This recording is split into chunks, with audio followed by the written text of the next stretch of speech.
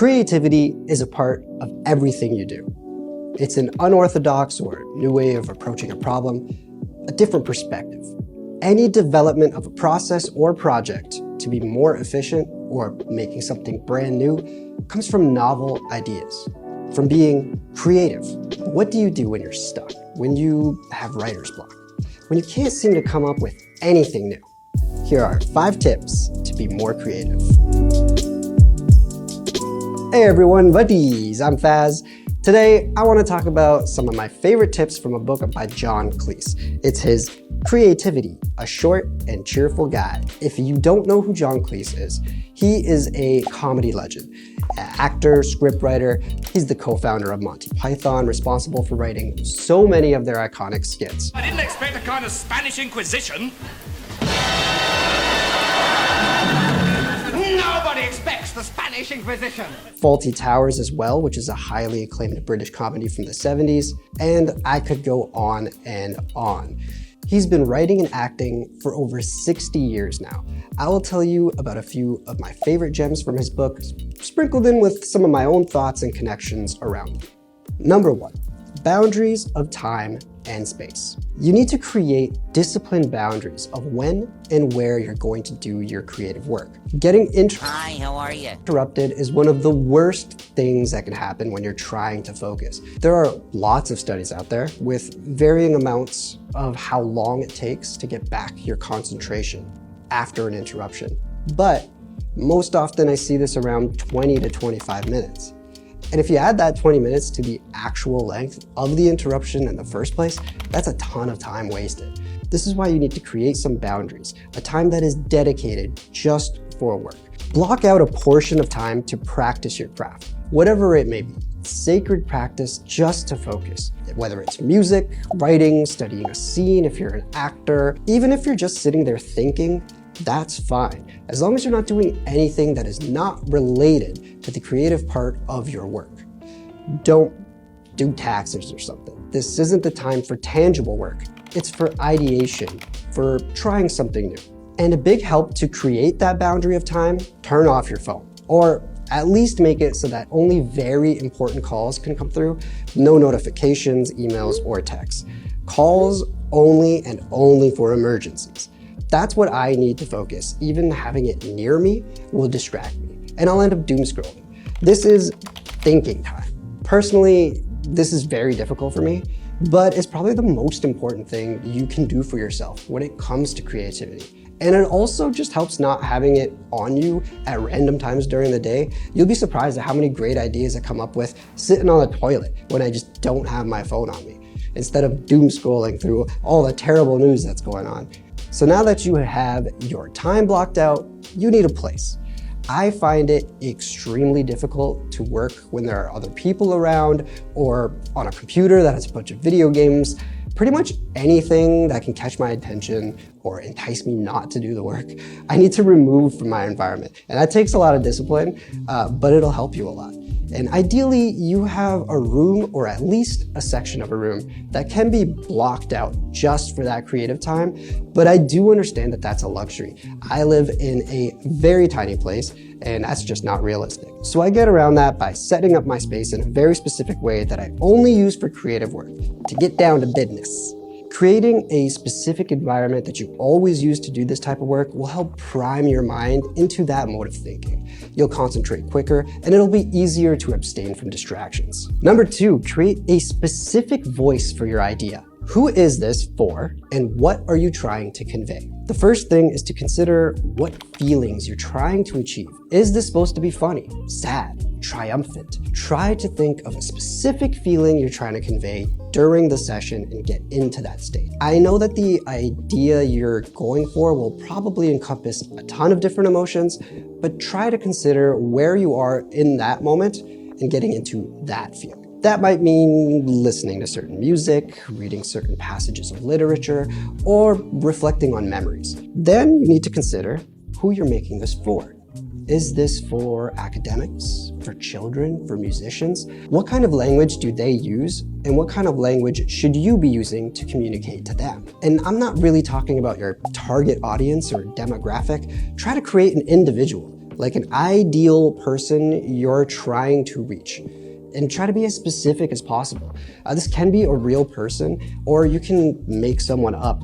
Someone that's going to resonate with this idea more than anyone else in the world could. And often that may be a reflection of yourself, or someone you strive to be, or maybe yourself in the past before you overcame certain obstacles. Take the time to craft that ideal person and speak to them directly. Getting into that state of emotion and having an ideal individual will guide you towards the proper line of thinking for the ideas you want to create. Number 3, learn to play. This is a bigger point and it's a little more ambiguous, so give me a minute to explain. Be curious, have fun. There's a reason my channel is Faz Plays. You can't play incorrectly. You explore, you enjoy, you just live inside of it. There's no real destination. It's about the journey and the experience. Playing around is essential to the creative mindset. To play, you need to have a childlike approach. You must accept all that is given without judgment or assigning value. There's no good or bad, there is only its existence. You don't judge a kid for stumbling when they first try to walk, or say words funny when they begin to speak. That's how you learn and how you think of new things. You can't ask your unconscious a question and expect an answer. That's a quote from the book. Creativity is unconscious, like a dream. Your ideas might be shapes, emotions, sounds. It must be coaxed and interpreted. Like trying to cup water. If you grab it too tight, it's gonna spill away. You need to gently cradle your ideas and let them flow. If you could just consciously force a new idea whenever you wanted, everyone would be a creative genius. Another important note about playing, don't worry about mistakes. There is no such thing as a mistake when you're playing around. There are no such thing as rules. You can't know if an idea is wrong until it's been explored. Uncertainty and confusion is the norm if you want to get to a place that no one else has been. So, know how to play, have fun, be curious, and there are no rules. I could talk forever about why I love the concept of play, and maybe I'll make a video one day explaining all the reasons my channel is named Fast Plays, but for now, let's move on. On the flip side of playing is knowing when to switch to the critical mindset. After you've had your brainstorm and hopefully you've created some novel ideas, now it's time to test them. Switch to a critical mindset once your idea is formed. Then decide whether it's good or bad or it needs some adjustment. Learn to edit properly. Everything should be revised and drafted. This is all about refinement. There is a saying, which I absolutely love, which is accredited to some French dude, but the gist of it is this: apologies for the long letter.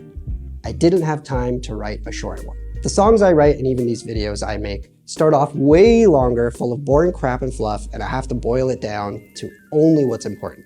Testing is difficult.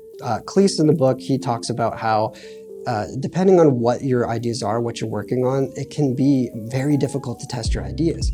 For example, testing a car design, it takes a very long time.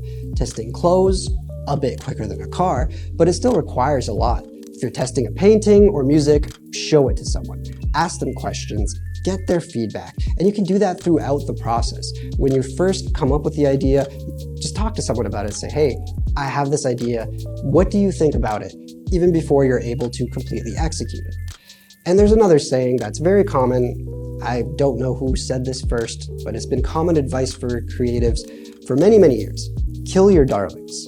And what that means is you may start with an idea that doesn't fit after you've edited and it's gone through its iterations. Don't be afraid to let them go. Save them for another project or keep them for yourself. But no matter how much you love it, be honest as to whether or not it adds to what you're trying to achieve. There were a few darlings I had to kill for this script. And don't be afraid to flip back and forth between these systems. I would just caution you to not flip into the critical mindset before your ideas have had time to mature. And speaking of time, number 5, take your time. This one I am very good at. Don't rush it, okay? Ideas can take a very long time to form, and that's okay. And very similar to the concept of play, give yourself time to amble around and explore the little nuances of these ideas. If you delay your decisions until you need to make them, you may come across knowledge that helps guide you, or maybe you'll think of something completely different, or maybe you just realize that you weren't really thrilled with this idea in the first place. It's a bigger waste of time to make a hasty decision that doesn't result in anything than to take time to evaluate all the angles. If you realize you don't like it, then you've just saved yourself a whole bunch of time that you would have wasted. There are some ideas that I've had for years that don't line up well for me now or when I thought of them. And it may be because of the difficulty of execution, or because I don't think that they're fully formed enough to pursue, or simply because I just don't have enough time, energy, or money to dedicate to it right now. But I'll still work on them and flesh them out and think about them over time.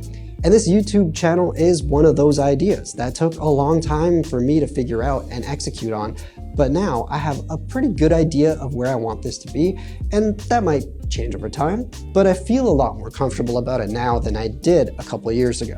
Now, admittedly, there are times where you can take this a bit too far, and I definitely have done that, and then nothing ever gets done.